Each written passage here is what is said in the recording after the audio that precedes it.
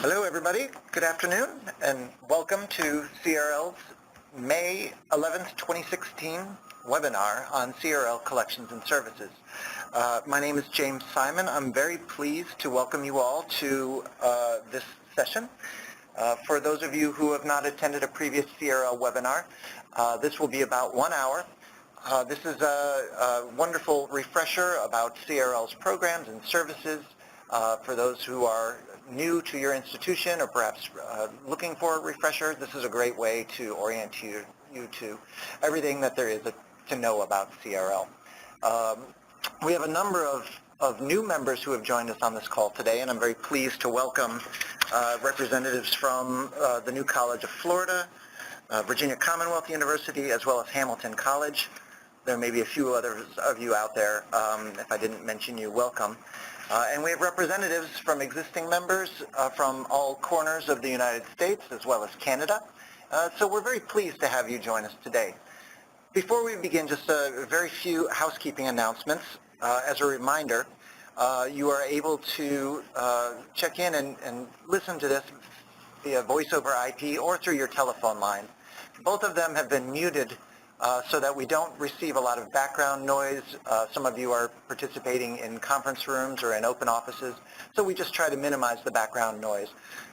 In order for you to provide feedback, make comments or ask questions, we do ask that you type your questions into the chat screen on the WebEx platform. You should be able to see it on the right or through the clicking button on the top toolbar.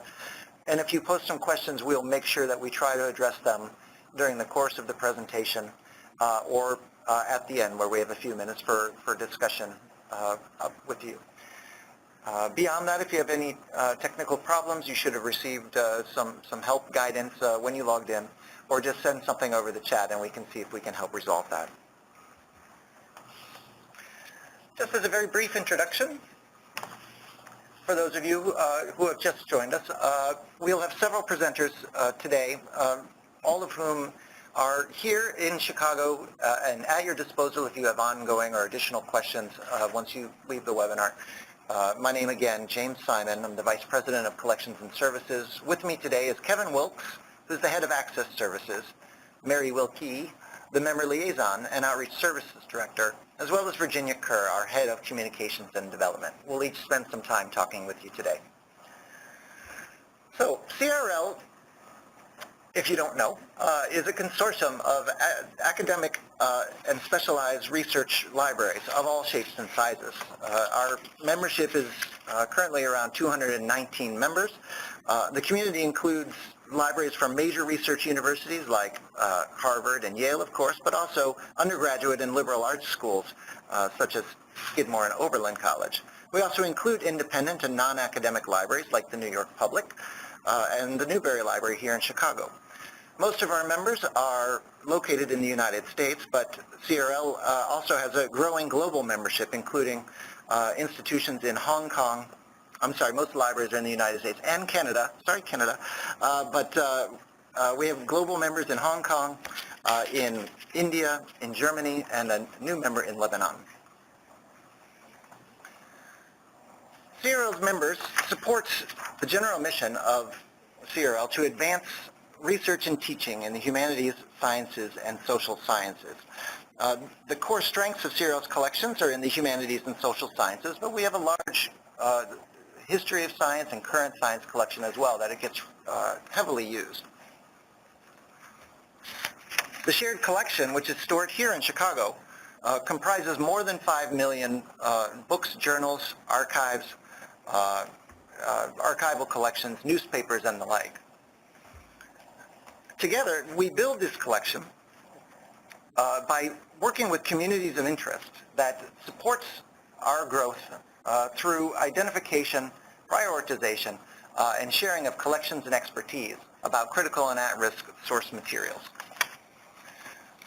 Here's an agenda for what we'll be talking about today. I will begin by just giving a brief description, an overview, if you will, of CRL's collections and collection partnerships. We'll also talk about how you can discover and borrow CRL resources, ways that we've extended our physical collections through the licensing and purchase programs, as well as tips and best practices for you to make the most of your membership, both within your staff at the library as well as with your patrons. And finally, we'll have some time for questions and answers. So to begin, I'm going to, as I mentioned, talk a little bit about CRL's collections. And to do that, I just want to take you to the website in order just to give you a brief overview of some of the areas that you might want to look at after the presentation to learn more information about our collection. So let's transition over to the website. And here we are with a fairly new design. If you haven't visited us in a while, we do encourage you to use our site frequently. We post news on a regular basis, and we push that out to the members through our CRL Connect newsletter. So if you haven't signed up for that, please do. But here you'll see we have a wealth of information on the top page, including news, information about current and upcoming events, blog posts, and links to all sorts of other collections. I'm just going to orient you to the top part of the site here. If you haven't looked, we have information about the membership, both existing members as well as for those who are prospective members, ways that you can join us. Detailed information about CRL's collection building programs and special topics. We'll cover this in just a few minutes. You'll also see lots of information about CRL's e-resources, both the materials that we're digitizing as well as licensing, the services such as borrowing materials and discovering CRL's collections, as well as programs such as our print archiving programs here. Just to start off, I do want to point to, at the very top of the page, Crl Online Catalog. This is the fastest way to get into our collection to learn more about what we have. So I'm going to browse the catalog here just so you can see. All of our material, of course, is cataloged in WorldCat as well, so your researchers might be discovering us through that way. But in our online catalog, we have several tools that might help you drill down into our collection, such as the scopes or tabs on the top here that focus in on specialized research resources, like our newspapers, our foreign doctoral dissertations, or just CRL's digital collections. Let me just take you to the newspaper one to show you an example of how these differentiate from a generalized search. The newspapers tab allows you to search by title, subject, class, or other information. But it also provides you a browsing option so you can select material, our newspaper material, from a particular country or from a particular U.S. state. Here I'll take you down to Missouri as an example, just so you can see that this gives you a browsable list by the state and by the county or location of the published newspaper. And here I want to point out some of the newer features of our catalog, which include direct links into the digitized resources at CRL. If I just click into St. Louis, for example, and take you to the St. Louis Post-Dispatch, this is an electronic resource, and here you can see available online in the upper right is where you can get links to the materials that we have digitized in direct response to scholars' requests.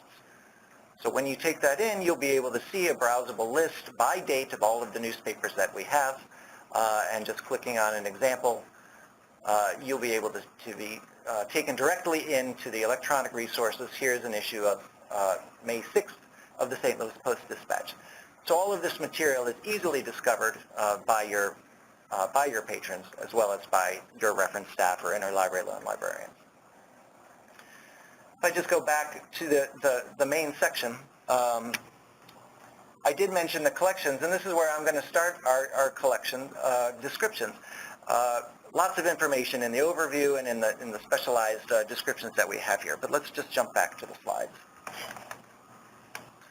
I'll start by talking just a little bit about CRL's newspapers. This is one of the largest collections and the one that we're perhaps best known for. CRL maintains the largest circulating newspaper collection in the United States. We have more than 14,000 titles within our newspapers, both U.S. and foreign newspapers. Oh goodness, I missed the picture of CRL. We invite you to come and visit us. We are physically located on the south side of Chicago. The next time ALA is in town, or if you're here on other business, give us a call and come down for a tour. We have 3 closed stack storage floors full of our collections that you can marvel at when you're here. Sorry, newspapers. Yes, I'm back. 14,000 titles, U.S. and foreign newspapers. That's in all formats, both print, microform, and digital formats as well. About 25% of our newspaper collection consists of U.S. general circulating newspapers from all 50 states and covers, of course, the territories and pre-state newspaper records as well, from colonial times to the present. We have about 1,000, more than 1,000 ethnic titles from the mid-1800s to the present, so covering the immigrant experience in America, German American, Spanish American, Chinese American, and the like. Our international collections come from over 150 countries, and those cover the 1700s to the present, although the bulk of the collections from the 20th century. We also, in addition to the historical collections that we maintain, we also subscribe to current newspapers. We use current subscriptions for U.S. and foreign titles, and we do some original microfilming as well to supplement materials that may not be microfilmed by other sources. I already pointed out our digitization, which we are digitizing newspapers from our collections in response to the scholars' requests, as well as through some strategic digitization opportunities and licensing of electronic resources. The journal collection is also a sizable and important collection to you, in that the materials that CRL has collected by policy since its founding were designed to complement or supplement core collections by our member institutions.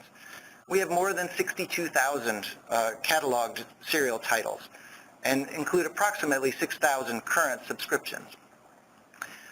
The materials that we collect that do complement our collections, for example, might include science journals or subscriptions from foreign countries like East Asia or Eastern Europe. We also participate in the Library of Congress cooperative acquisition programs for serials from areas such as South Asia and Southeast Asia, materials that are not commonly collected by specialized programs at your institutions. The bulk of our journal collection is in hard copy, that is physical resources, and we do provide article delivery for all of our titles, and we can send out full sets, that is full volumes, to members who want to request a longer run of a serial title. We do also digitize these collections as well through our on-demand digitization program, as well as through some special content partnerships, such as the arrangement that we had a few years ago with ProQuest to digitize the American Periodicals series from CRL. The Dissertation Collection is a heavily circulated collection at this point. We have more than 800,000 foreign doctoral dissertations that are dissertations outside of the United States and Canada. The collection covers all dates, subjects, and languages. So the bulk of the collection is from the 20th century. We do have dissertations going back well into the 1800s, up through the present. The strengths of the dissertation collection, as I mentioned, covers all subjects, but we have, from a geographical perspective, the strength of the collection is from Europe, particularly from Germany, as well as from France, Switzerland, the United Kingdom, and the Scandinavian countries. And we also have representative collections from areas such as Latin America, Africa, and the like. Finally, I want to just touch base about some of the archival and government collections that we have. This is also a very important collection that researchers frequently consult in their primary source research and documentation. Government archival sets, such as the archival collections from the National Archives here in the United States, or the NA in the United Kingdom, are sizable microform sets that we acquire on demand or through our special purchase programs. It's a very significant corpus of materials that we have.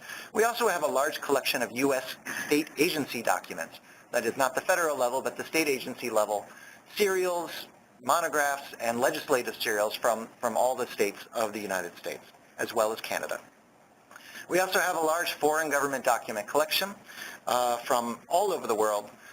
This is not quite as comprehensive as some of the earlier state documents that we have here, but it is quite a sizable collection, and it does get used very frequently. That also includes a near comprehensive collection of official gazettes from foreign countries. This is the subject of a recent digitization grant that CRL is near completing to digitize runs of official gazettes from countries that are deemed to be fragile states or perhaps non-transparent countries, there's more information about that program on our website. We continue to collect archival sets and government publications through our standing acquisitions and through our on-demand program, which we'll talk about a little bit later. Before I leave the collections section, I want to just describe some of the collection partnerships. These are arrangements that we've made with like-minded institutions, or in some cases, a collection of institutions, to extend access to materials that the CRL membership have deemed important to their own research and their own service to their patrons, but is in effect a way to leverage the strengths of existing collections out there to extend the reach of CRL's own collection programs to provide benefits at the same measure as we do from our own collections. The first one, for example, is our Global Resources Partnership in Science, Technology, and Engineering. Here we've partnered with the Linda Hall Library of Science, Engineering, and Technology to preserve and help develop historical research collections in those fields. The partnership builds on the rich holdings of print serials that have been developed by the Linda Hall Library, and together the combined collection provides access, free of charge to all CRL members, to more than 50,000 current and historical journals from CRL and Linda Hall. Access to these materials is primarily through online document delivery, that is article delivery, and there's plenty of information about this on our website and in previous presentations. We've also been doing strategic digitization of serials with the Linda Hall Library, and recently we've announced the effort to do about 100,000 pages and continue into a second phase in the coming fiscal year. It's also important to mention that tied to access and digitization of these materials is a strong collaboration on print preservation. The Linda Hall Library is committed to retain and preserve its print collections and has committed to do so both for its own patrons as well as for CRL and its community. Another example of these partnerships is in the area of law, and here we've partnered with the Law Library Microform Consortium, or LLMC for short. Together, we have been working to digitize legislative and governmental collections, both from CRL's collections as well as from other member institutions, in the areas of international law, the governmental history, and the like. As part of this, we make accessible the entirety of the contents from the LLMC digital database. That is over 58 million pages of converted legal and government texts from the U.S. and abroad. So access to the LLMC Digital is free to all CRL libraries by virtue of your membership in CRL. And if you haven't explored this resource, I urge you to do so. There's a wealth of content in there that is not alone important to legal historians, but also for the study of the history of the United States, politics and culture, as well as other parts of the world. A third partnership I'll mention just briefly is the World Newspaper Archive, which is really a partnership with ourselves, that is, you and us, CRL and its member libraries. In cooperation with REDX, we have been digitizing historical collections from both CRL and member libraries from foreign areas such as Latin America, Africa, and South Asia. The important aspect of this partnership is not just a content deal with REDX. Really, this is a community-governed program where the community selects areas of interest as well as particular titles. We govern and license the materials to REDX to sell to non-CRL members. Access to these collections for CRL members is governed by the community itself. So we're able to provide access at vastly reduced rates at a cost recovery model to make these collections accessible to your researchers. And finally, just in wrapping up with partnerships, the fourth area that is growing in attention here is our partnership in agriculture. Dubbed Project Series, this is a program in partnership with the U.S. Agricultural Information Network, as well as AGNIC, to prioritize and digitize a selection of the core historical literature of agriculture. This is a curated bibliography of some of the most important agricultural materials, agricultural extension, and the like. And we make micro grants to member institutions and non-members alike to digitize from their collections and to commit to retain the print collections for a given period of time. All of these materials are made accessible through CRL's online catalog. Now that I've given you just a brief description of the collections, I wanted to emphasize that the discovery of these materials is principally through the online catalog, or perhaps in WorldCat. We do make our collections available to all of the major web-scale discovery services, Summon, Primo, EBSCO, and WorldCat. And we make our records available for local loading. We'll talk a little bit about that process coming up, but I do want to encourage you to think about ways that you can expose these records to your patrons, because that is one of the best ways to maximize the value of your membership in CRL. I'm going to turn this over to Kevin Wilkes to talk a little bit more about access to the collections. Kevin? Hi, I am Kevin Wilkes of the Access Services Department, and I'm going to talk with you about how to borrow, how we deliver our material to you, and one of our best programs I think around, which is our demand purchase program, how to access our digital collection, and how you can load our records into your catalog. Now, borrowing from CRL is easy. You may send us requests through OCLC, Iliad. Our symbol is CRL, and we ask you to enter us into the lending stream first so you can get the maximum out of your membership. And if you put us in 2 times, we're able to correspond back and forth with you if needed.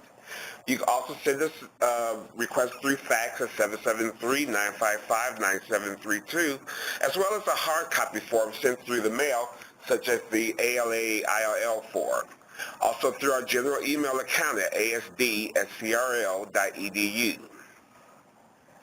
Now, many of our members are involved with consortiums that facilitate resource sharing.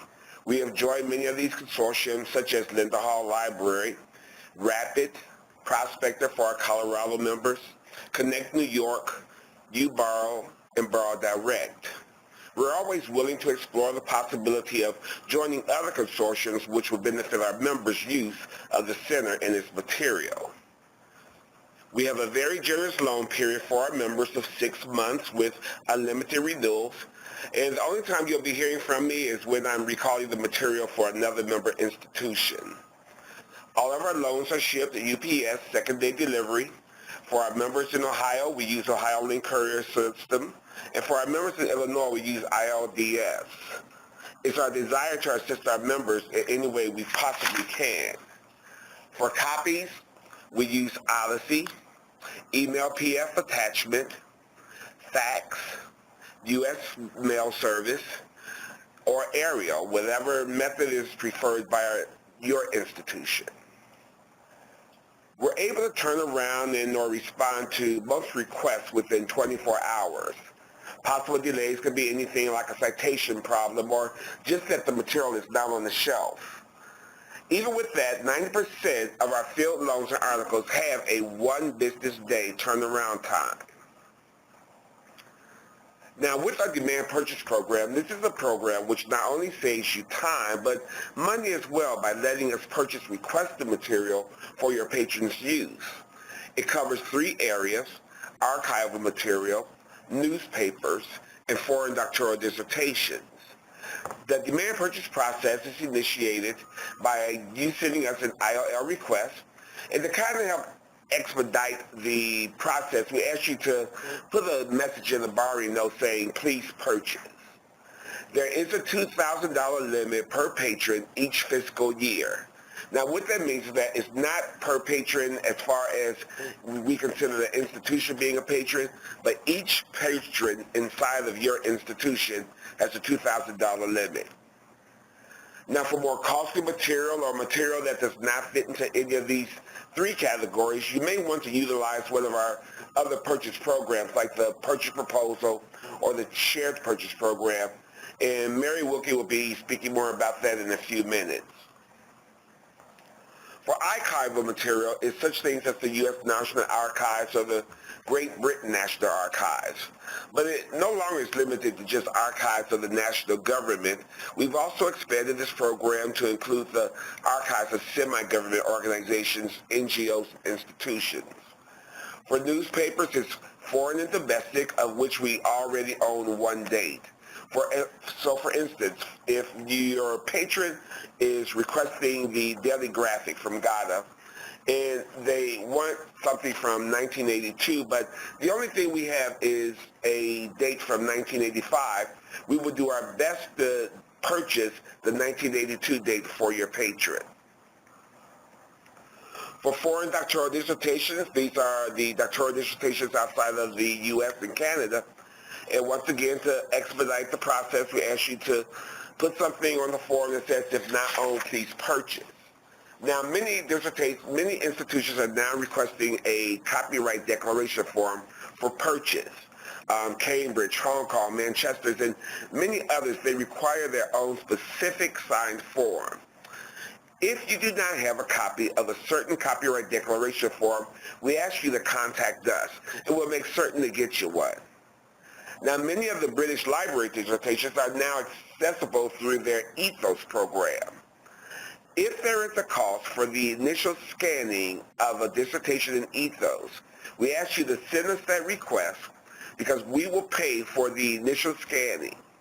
Once the scans are done, we'll inform you that they are available. CRL has contributed to the scanning of dissertations provided by Ethos. Now, even if you are not certain if we hold or collect an item, it's still possible that we could purchase it. Please send us a request and just state in the borrowing notes, please purchase if not owned. I strongly suggest that you take full advantage of the demand purchase program. With our digital services, we're filling more and more of our requests digitally. Our goal is to provide research and teaching material in a digital format, making the access of the material more efficient and expedient. Each year, we've digitized nearly 4 million pages. Over 8,000 of those pages come from digital delivery. The strategic plan digitization is done through partnerships to build collections such as with WNA and ProQuest, as Jay mentioned earlier. Our e-resource collection includes everything from dissertations, such as the Viking Way and Neil Price, to colonial government reports like the report by His Majesty's government in the United Kingdom of Great Britain and Northern Ireland. Our current turnaround time for digital delivery is 5 business days. We're willing to work with faculty members who desire to have material digitized for class use.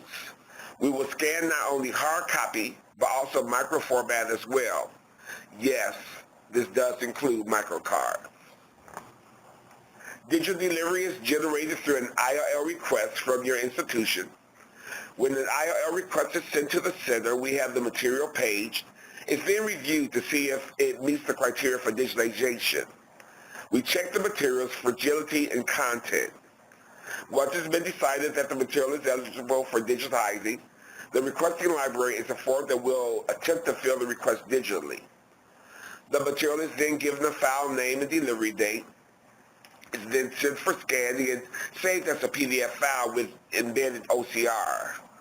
A link is also placed on our OPAC for any future use. The requesting library is then informed by email with the URL, and we update the RELCAT record, keeping our holdings current. Our e-resource collection can be accessed many ways from our website. You may access our entire digital collection from our catalog by clicking on the digital tab. Some highlighted digital collections, such as the Chinese pamphlets, can be found by going to our main page and clicking on the Electronic Resources tab and then Digital Collections. If the patron is off campus, they must have proxy through their institution to gain access to our digital collection. There are 3 categories allowing access to our digital collection. Material not under copyright falls under open access, allowing the general public viewing privileges. Material in the gray area is only accessible to our members. Material under copyright protection is only accessible by our members after agreeing to copyright restrictions. This April, during our annual meeting, attendees endorsed removal of the restrictions on certain CRL digitized materials that make them accessible not only to researchers at member institutions. Although the move would enable use by individuals outside the CRL community, the consensus of attendees was that it would result in increased exposure and discoverability of CRL resources. When the material is under copyright, the patron is taken to this screen. Once the server has verified the IP address as a valid member institution, if the patron has agreed to the copyright agreement, the scans will appear. Let me reiterate, if a patron is off campus, they must have proxy through their institution. Now I'm going to speak with you quickly about record loading. This is a totally free service to our members. It enhances visibility of your partnership with CRL, and you'll have more of your patrons requesting CRL material and providing you more use of your CRL membership. It increases accuracy of requests, especially with patron-initiated requesting. We have had universities like Harvard and the University of Florida who have shown vast improvement in their fill rate, as well as consortiums like OhioLink, Prospector, and Rapid. We have over 1.3 million records in our catalog, and you don't have to download our entire catalog. You may want to only download portions of our catalog, such as the newspapers or the dissertations or the digital collection. Institutions such as Northeastern have taken our e-resource collection into their catalog, displaying the records in Primo. Once again, this is a free service to our members. Now, if you possibly have a scholar who's visiting Chicago and want to use our material on site, we ask you to have them give us 3 business days advance notice to make certain that the material is here. We want to verify the material is here since all of our material does circulate to our member institutions. Normal reading room hours are Monday through Friday, 9 o'clock to 2 by appointment only, but if a patron comes, we will do our best to accommodate them. If you have any problems, questions, or concerns, please do not hesitate to contact me or my assistant, Michelle Carver. I'm now turning it over to Mary Wilkie.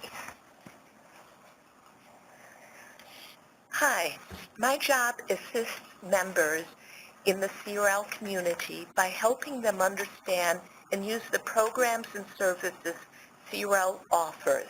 My work really falls into 3 categories: electronic resource licensing, cooperative collection development, and reference consultation.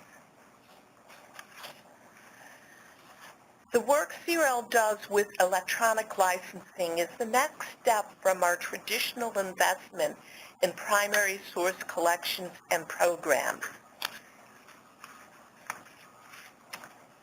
On this screen, you will see some recent electronic resource offers. This past fiscal year of 2015, we had 33 electronic resource offers made with an uptake of 239 purchases or subscriptions to the various offers by 113 unique CRL institutions.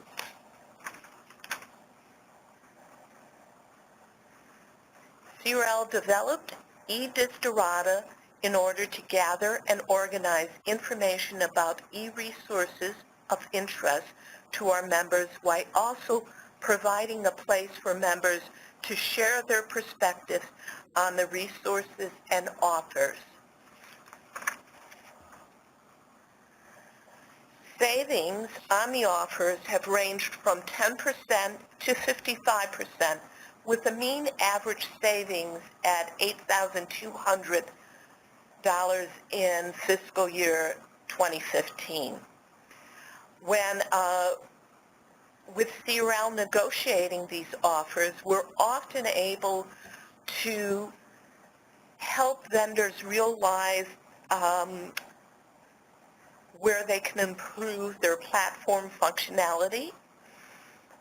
We shared focused criticism on such early platforms as the Stalin Digital Archive, resulting in the actual changes being made to improve the user experience. We also promote favorable licensing terms, better ILL terms, so each library does not have to fight this battle repeatedly. Here is an example of one of the offers that we have current with the New York Times.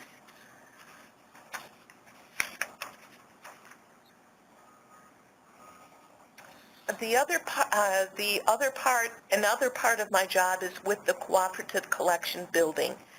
CRL has a number of programs designed to aid both member libraries and individual scholars in connecting users to the resources they need. More information about these programs can be found on our website by clicking on Collections and then Cooperative Resource Development, and finally on the links to the various programs. Kevin Wilkes earlier talked about the demand purchase program, so I'll just lightly cover the other programs as you can read more about the individual programs at your own convenience. The Purchase Proposal Program, which takes place once a year in the fall, provides access to important collections which may be too costly or too esoteric for individual libraries to acquire locally. Such sets often also tend not to circulate or circulate at perhaps the limiting of 3 reels on the individual library loan, where CRL could readily share the entire set. A how-to video tutorial is also available, which walks one through the various steps of nominating things for the purchase proposal ballot, which comes out in the fall, and how voting happens on this program. This is available on CRL's YouTube channel. The shared purchase program occurs in the spring if there are items to ballot. So some years there isn't a ballot. However, in the past few years, there has been one. It operates much like a buying club, with the cost of the purchase shared by those members interested enough in the item. Items on this ballot could be material that were not of wide enough interest to warrant purchase through the Purchase Proposal Program, or they could be sets for which a library may not wish to wait for the Purchase Proposal ballot in the fall. Both the nominating library and CRL provide seed funding on the initial ballot, which is then opened up to our community, and those members who are both interested in having access to the item and who can pledge money do so. At the end of the time period, the pledge period, CRL buys those items that are fully funded. And in this way, CRL provides access to another $30,000 to $80,000 worth of materials that all members can use. I've often get asked if I didn't contribute or pledge money, can I still use it? All members use our materials acquired. Examples of materials purchased through these various programs can be seen on this slide. We have a copy of the Central American Archives through the Purchase Proposal ballot, files of the Communist Party of Japan from the shared purchase, and an example of a dissertation that was requested and we funded the digitizing of through Ethos. In this way, CRL helps connect researchers, libraries, and institutions to important source materials. Reference consultations can occur when I'm contacted by a librarian, a professor, or a student to help them with a question or a problem. If I'm contacted by someone other than a librarian, I make sure to copy my contact at the library in on our reply, because CRL always wants to make sure the library is in the loop on any correspondence we have with your patrons. These consultations can result in identifying material of interest to researchers for personal use, for classroom use, or for acquisitions through the demand purchase program that Kevin had talked about. And now I'm turning this over to Virginia. Hi, this is Virginia Kerr, Head of Communications at CRL. In the membership section of CRL's website, you'll find a page called Making the Most of Your Membership. Kevin and Mary have already mentioned several of the programs and services that are noted there which can help leverage the value of your membership, including the demand purchase requests, the shared purchase program, and loading CRL records locally. Also in that section of our website, we present suggestions and resources for marketing CRL locally to raise awareness among faculty and students on your campus. We note model practices among members who feature CRL on their websites or in newsletters and also in live guides. We even link to a video prepared by Carleton University in Ottawa, which includes wonderful comments by students and researchers enthusiastically describing how they benefited from unique resources available through CRL. And we'd love to hear from you about how you have referenced CRL resources in your own campus publications and guides, or consult with you about ways that you can strategize to promote CRL locally. And to that end, here you see a list of available promotional materials as well, printed materials. CRL can provide printed brochures highlighting facets of our collection. These are very useful for orienting new faculty or grad students. We also offer a one-page flyer which can be customized to make local references.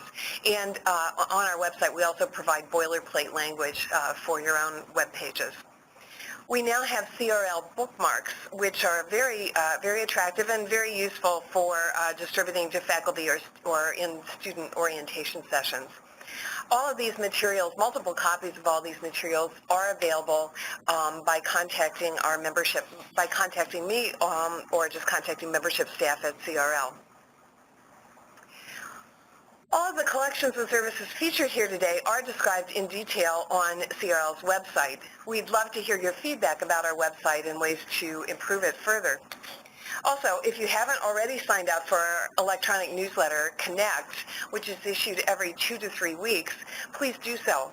And be sure to follow CRL on Facebook and Twitter. If you have any specific questions about promoting CRL locally or about the range of benefits available to members, please do contact me, Virginia Kerr, or email memberservices@CRL. And now, back to James.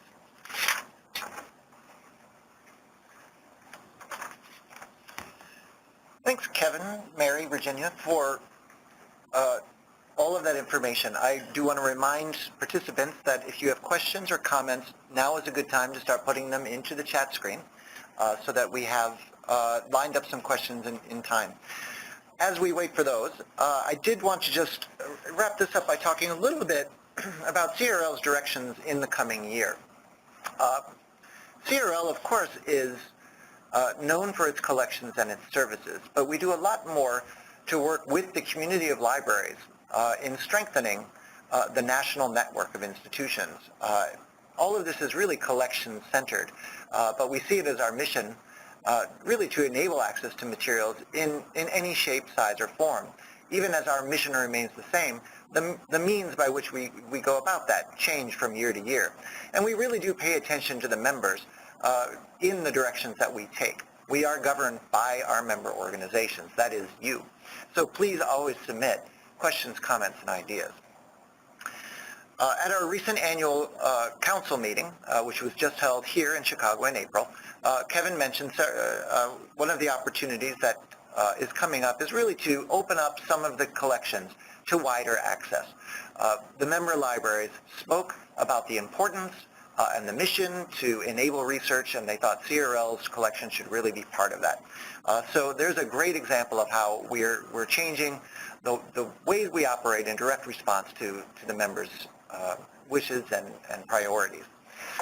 So the key objectives that we're following over the course of the next year and really have been following for several years is to really strengthen the partnerships that we have with our partner organizations as well as with our member communities.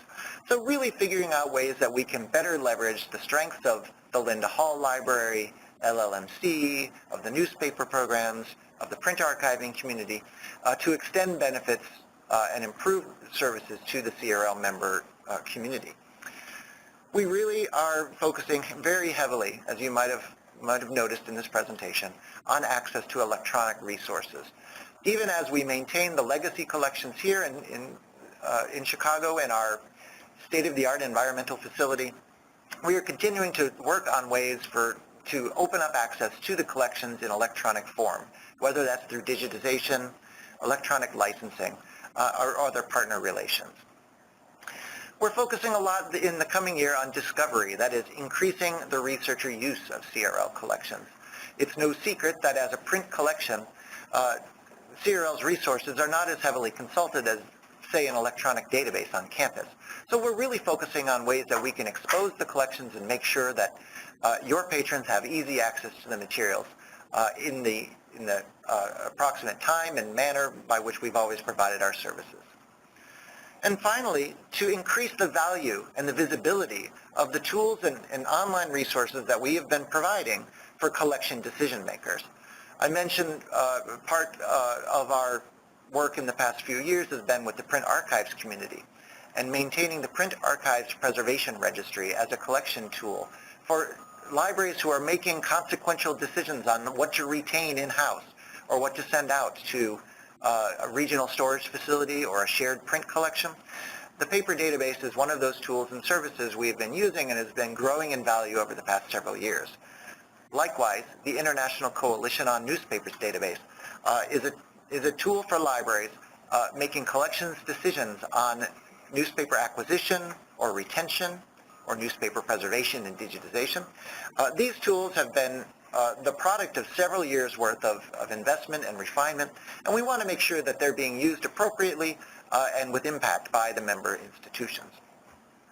In short, our mission, our strategic objective carrying forward into the future is to ensure the long-term integrity and the accessibility of critical evidence. That is, connecting the researchers to the resources that they need and make sure that they're available for future research as well. So we're just going to turn just for a few minutes to some of the questions that we've received. Some of you submitted information prior to the session, that is in your registration process, what you wanted to hear about. We hope that we've addressed some of those during the course of the presentations. A question that I see on the screen, I'll just address it first here, was, do you deliver digitized copies via article delivery? The participant didn't necessarily see article delivery, that's capital A, capital D, listed with Odyssey or other delivery methods. Kevin, do you have a response to that? When sending articles, and we don't consider that really as a digital copy, but we consider that as a scan. And sending other scans, not only do we use Odyssey and Arial, but we also use Article Exchange, which is part of the Odyssey. Thanks, Kevin. We've had a couple collections about best practices in making CRL collections locally discoverable. For instance, how to connect the patrons to these. As I mentioned, we're in WorldCat. That is one way that a lot of researchers use us, but how to make these locally discoverable on campus through existing systems is a frequent question that we get. And I'm happy to provide a little bit of information about that. First, the best practice that we can recommend, that we always recommend, is record loading. That is local loading of our records into your catalog. As Kevin mentioned, this is hands down, we've seen the best results from our member institutions in upping their circulation of the materials, is to have it situated alongside of the materials that you maintain in your local catalog. In a way, we view CRL records as not much more different than records that you list as being in your annex. They're just slightly farther away for the researcher. So it makes perfect sense for us, to us anyway, for you to load these records into your catalog and just provide sufficient descriptive information to inform the patrons that they can request this materials through interlibrary loan and receive it within a short time frame. We do have detailed information on our site about the process for that. Basically, we do maintain a quarterly update of all of our records on an FTP host. And if you're interested in downloading them, you can contact Amy Wood at CRL. Her email simply is awood, A-W-O-O-D. And she'd be happy to, awood at crl.edu, and she'd be happy to talk to you further about that. Kevin mentioned that many of our institutions load only a subset of our records. It could be the newspapers or just the microform sets. The most frequent thing that we've received requests for is loading the electronic resources into the local catalog. This is a best practice, I think, because it really does situate the electronic resources in the discovery tools in a way that's better than the native way that the discovery tools work. This is another best practice I wanted to talk a little bit about is the discovery layers. I did mention that Primo, Summon, EBSCO, and OCLC all have CRL records in their knowledge base. And you should make sure that those are essentially turned on in your system so that they are discoverable. It is not enough, I hate to say it, that these resources don't necessarily pop up at the top of the list by virtue of your CRL membership as much as we wish they would. So there's ways that you can optimize those records. We've had 2 recent webinars about discovery. One was a general one that was held a few months ago, and one just last month about discovery in OCLC's collection discovery tool. We'd be happy to point those to you. If you have further questions about that, shoot us an email and we'll send you some links to that. Or you can find them on our YouTube page. One of the other questions about best practices, I think, is how to connect the researchers interested in a particular subject. Many of you have your own subject focus, like criminal justice or art education. And to discover those resources, it may not be transparent to you. We do have the collections guides on our website in the collections tab. And I do recommend those to you. But I think it's also important for you to integrate CRL collection information into your own subject guides. This is frequently where your researchers begin their research to look for key reference works, specialized databases, or information about where they can find other materials. And you should really think about the widest spread of publicity about CRL resources in your subject guides. I should guess that we have collections in almost all of the topics that you offer in your subject guides, and we'd be happy to supply you some information if you need it for particular subject guides as well. And finally, a great practice for you to consider is integrating information about CRL in your reference instruction. Many people don't think to go look specifically at CRL resources, and it's difficult for us to be able to communicate to each of your patrons the depth and breadth of our specialized collections. So to be able to point people in coursework or in primary source research to come and look for our resources or to connect to Mary through our reference services, really you should think about ways that you can continually bring the point home that CRL is your collection in Chicago. I think we're just about out of time. We're going to just do a quick wrap-up. Thank you so much. Virginia? Thanks, James, and thanks to all of you for sitting in today on this webinar. I'd like to remind you of upcoming CRL events, additional webinars, and we've been having a series of webinars from the staff at Portico Digital Archiving Services. This should be a very interesting webinar coming up soon on May 25th on comparison tools to compare what's archived in Portico with some of the other digital archiving services for serials.